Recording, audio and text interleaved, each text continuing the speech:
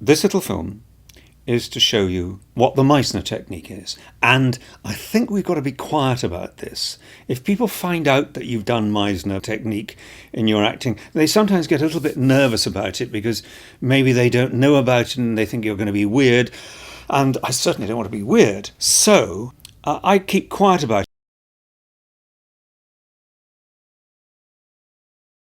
And I use different approaches to acting all the time, but one of the approaches has been helped by learning the Meisner technique, and I'm going to explain to you exactly what it is. When I normally work on a part, I learn the lines and I examine them and think about them endlessly, and eventually something happens and I find myself acting. With the Meisner technique, it's just the opposite way. We're aiming at the same kind of acting in the end, but you start off with acting. Now, first of all, the first part of the entire thing of the Meisner technique boils down to one exercise.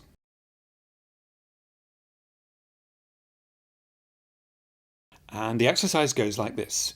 You come into the room, you sit down, someone else sits down opposite you. You're both probably new to the class, and you're told, okay, I want you to say something to this other person about how they look.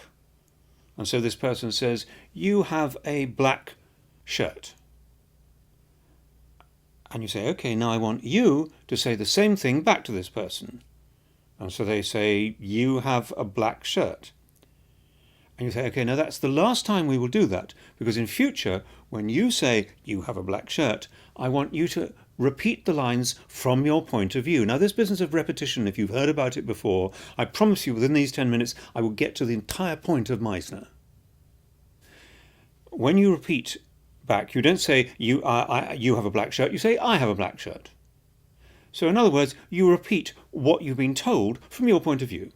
Someone says, you have grey hair, I say I have grey hair. And because they've heard me say, if I'm doing it, because they've heard me say I have grey hair, they repeat that from their point of view. They say, you have grey hair.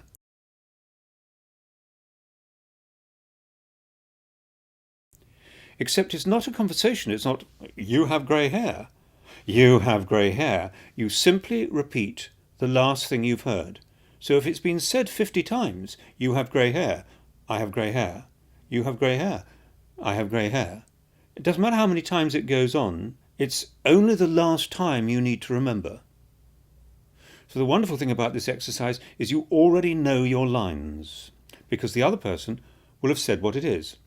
Now this repetition goes on, and it changes after a while, and the reason it changes is because if you've started off with, you have a colourful tie, and I say, if I'm one of the two people doing the exercise, I say, I have a colourful tie, you have a colourful tie, I have a colourful tie, you have a colourful tie, I have a colourful tie. Now, that person then, for some reason, might notice that I paused, and so they might find themselves saying, you paused. And so I would say, I paused, you paused, I paused, you paused, I paused. So all they have to do is repeat. That's the exercise. So they just repeat. That's the exercise. Now, this exercise gets developed. And there is one set of rules. You're not allowed do anything physically violent. You're not allowed break anything valuable. And you're not allowed be sexually abusive. So everything else is on. So you do this exercise together. And this is where it gets interesting. This is where the big boys, the Duval, the Gregory Peck, the Tom Cruise, all the people who've used this exercise, this is where it gets interesting, because you do exactly this exercise, except that the first person who's doing it is in the room, the studio, the class is all watching with the director. But this person's sitting in the room as if they were on a stage, and they're doing something, they're doing some activity. There's no one else in the room, and their partner for the exercise, with whom they're going to be repeating, knocks at the door. This person goes to the door, answers the door, and they do the repetition exercise. That's it, except that the person in the room has got an activity to do. They will have prepared this in advance. It's something that is important. It's quite difficult to do. It's possible to do within the time, but difficult. And if they don't achieve it, if they don't do it within this time they've set themselves, then there are consequences. So they will have worked out what their activity for that particular day is going to be. And the other person who comes into the room has got a preparation worked out, which also has to be difficult but possible and something they can believe in, and that there are consequences if they don't bring it up. I will give you a quick example. The person coming in might have decided that their preparation is that they're coming to this door because they've left their passport behind and they're on the way to the airport. They've got to have their passport. Now, if the exercise has been worked out well, and if it isn't, then the leader will explain why not. But if it's been worked out well, that person will know, first of all, that it's possible that they would leave their passport behind. Now, some people would never leave their passport. I might leave my passport behind. It's possible. I can imagine doing that. And I can imagine it being very important. I would know where I was going. I was going to southern Colorado Springs, where there's a theatre that I'm working at, and I need to be there the next day because there's only a week's left of rehearsal. I'm taking over someone's part, and I've got to be there. There can't be any delay. I can't arrive the next day. It's really important, and I've got to have my passport. So why don't I simply let myself in through the door? Well, I've sublet the apartment while I'm away. So that's the person coming in. Now, they knock at the door, and the person who answers the door uses that knock as the first part of their repetition exercise. So they describe the knock. So I go, and they come to the door, they open the door, and they say, that was a firm knock. They don't think about it. In fact, in none of the repetitions should there be thinking. I saw a Meisner exercise the other day done by someone else, and everyone can do their own way of this, but they had something like, one of the repetitions was, you look tired. And I was taught not to do that, not to have a judgment. You know, I could say you've got lines under your eyes are red. That's a fact, I know that. But I'm not making a judgment. Anyway, I say, the person who answers the door says, you knocked quickly. And they have to repeat. Now, when that person, with their preparation of having to get the passport, comes in, they're no longer in their house trying to find their passport.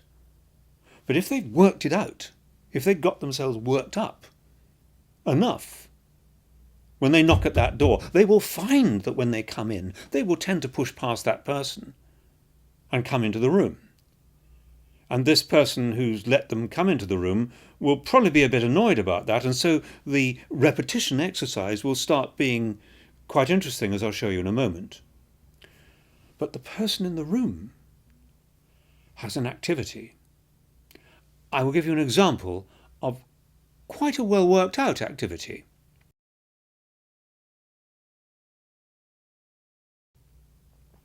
I happen to have read that day in a very silly newspaper about a kind of cancer operation, and they found that there was this particular cancer was in a particular part of the brain, and the doctors knew that now was the time to start the operation, because at this particular point the patient would start talking nonsense, and it was when they started talking nonsense that they knew to start.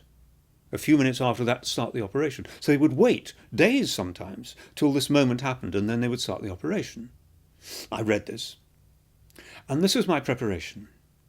I imagined I have a daughter. I can imagine that.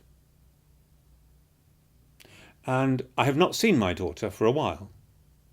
And I've been telephoned and told that my daughter is going to have this operation, and so they feel that maybe I should be able to come along and see her, to say goodbye, to say hello.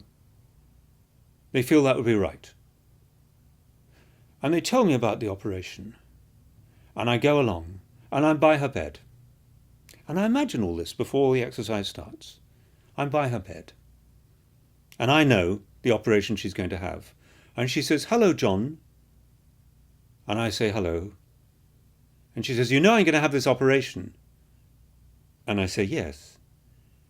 And she says, it's strange that we're meeting like this after such a long time.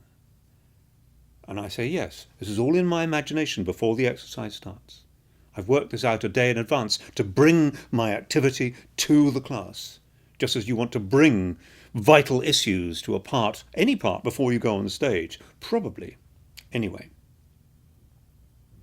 And she says to me, so will you be here when I come out from having had my operation? And I say, yes. And she says, will you be jumping up and down on one leg and juggling 3 oranges?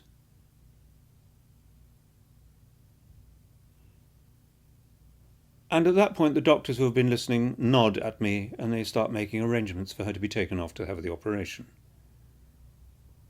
And there happened to be 3 oranges in this dish by her bed. And something makes me feel that if I could,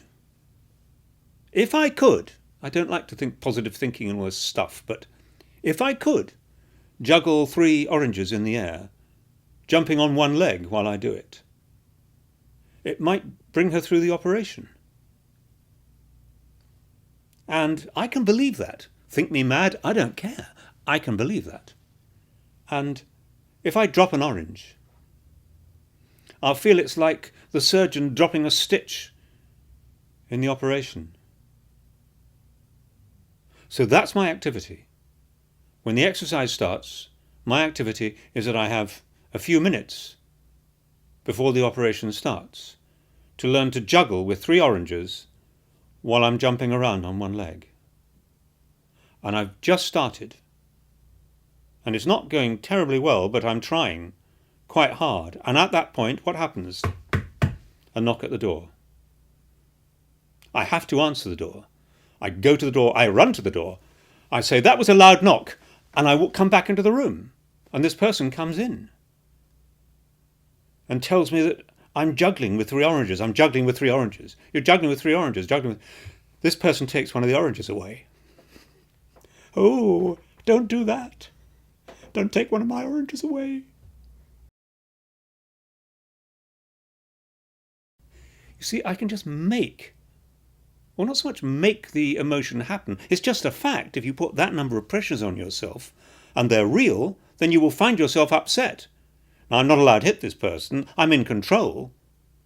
We know when we're on stage, when we fight Hamlet, when we're playing Laertes, we know we're not going to actually kill them. We're in control, but I'm effing annoyed. This person's taken one of my oranges away. But the repetition goes on. Now, you may not be able to imagine, and I can't, quite where that repetition would go, because this person desperately needs their passport. Not that they're trying to find their passport, but they've come in high and not interested in me, and they have to be affected by me. You absolutely start off by doing a lot of these exercises, and being used to the idea that you're affected by the other person. And I would keep the whole thing of having done the Meisner quiet if I were you, especially as we use different things all the time to approach a part.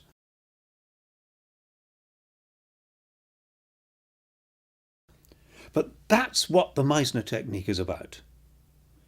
And I wanted to say that because I've looked on the web and there are a few people who talk about what a great man he was and some of the issues involved. But I just wanted to describe the main exercise.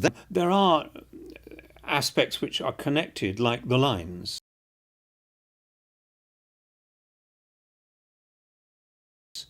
I've got as you know, I've got another film on this about learning lines.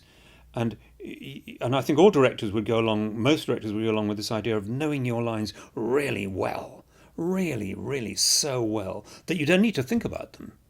They're just there in your DNA. If you know your lines that well, then you can respond to the other person. You would just get used to responding to them.